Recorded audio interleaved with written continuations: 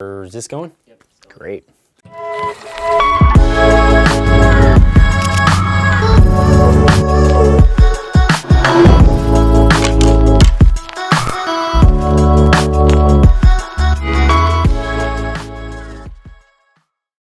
Okay guys, today we are talking about turkey pot calls. Hi, my name is Nick Crick. My name's Tom Crick. We will be teaching you how to speak the language with a slate.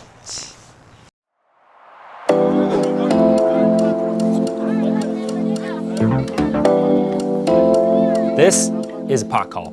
They make a bunch of different kinds of pot calls. This specifically is a slate. And what I mean by slate, that's the surface of this call.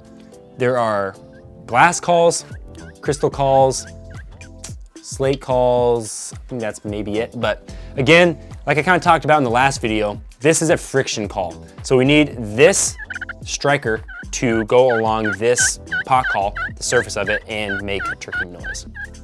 With any type of pot call, you're gonna have something that can rough up the surface. So this little scratchy, spongy pad just adds a little roughness to the top of this slate call. With like glass and crystal calls, you'll have just like kind of like sandpaper. With these pot calls, you have striker, pot call. I kind of like hold it like a pencil, kind of like you're writing. Basically, you need to figure out a way to get this striker to be able to make noise on the top of this call. Like I said last video, we're trying to make a turkey hen noise, female hen noise with this call. Again, you can make gobbler noises, but really you want to be able to imitate hen noises so that the toms will be attracted and come in. I'll kind of go through those calls, yelps, clucks, cuts, purrs, and show you how I can make them with this call. First, I'll do a yelp call. Yelp is simple on this. All I kind of do is make an oval shape with this.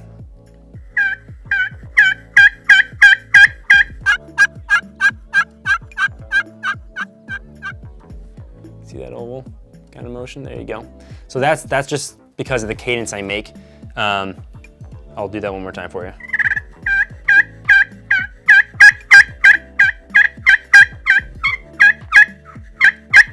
And I kind of make those high tones and those low tones based on how hard I'm pushing down the striker on the surface of this, and also if I'm on the edge of the call or in the middle. You can kind of hear a difference, and I'll show you that right now. If I'm in the middle of the call,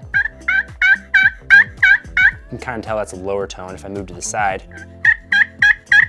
it's a higher pitch, lower, outside's higher. So that's a really basic yelp on a slate call. All right, so I'll show you some cuts and clucks now. Some people, they do it differently. You can find out whatever way you want, just mess around with it, but some people will put pressure down and lift off or lift towards them. What I kind of do is I kind of just do a line of pressure and then letting off. I'll kind of show you what that looks like.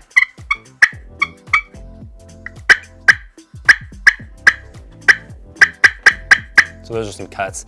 I do a few, usually when I do a normal cut, I'll do a few like spread out and then I'll do some faster. All I'm doing is putting pressure on it and then kind of pushing it towards me. Pressure, pushing it towards me. Cuts, clucks, you can do them both that same way. Next one I'll show you is purr. This, if I'm gonna start off the morning and I know that there's some turkeys in a roost around me, I'm gonna start off with this call right here, a nice little purr, probably move it into a yelp. Instead of like an oval like you do with a yelp, you just do half of that, you kind of do a J motion with it. I kind of do like an S.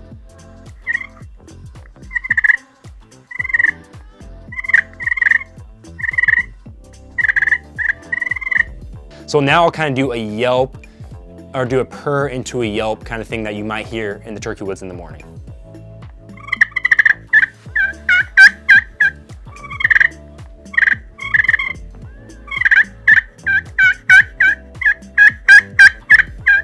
A few cuts.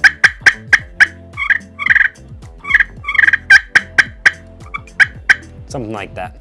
I'm putting the striker on my middle finger and moving it that way.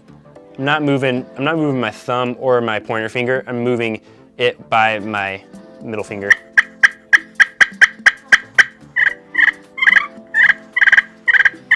Just like that. So again, listen to turkeys, figure out how they make noises, when they do what call kind of thing, but I'll go through one more motion of all these different types of calls.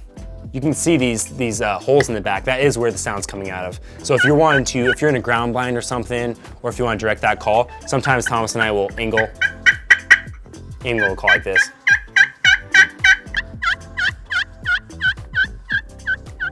After I do a few calls, rough up that surface again, but I'll kind of go through a series of yelps, cuts, clucks, purrs.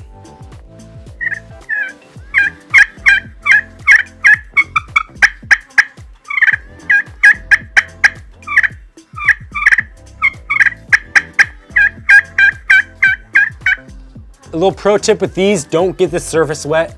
If it's raining and you decide to take this call to the woods, you're gonna be in trouble unless you keep this thing totally dry, because as soon as water hits this slate surface, you won't be able to call on it. So be really careful with that. Maybe if it's raining or something, take a different option, but this is one of my favorite turkey calls, especially in the morning.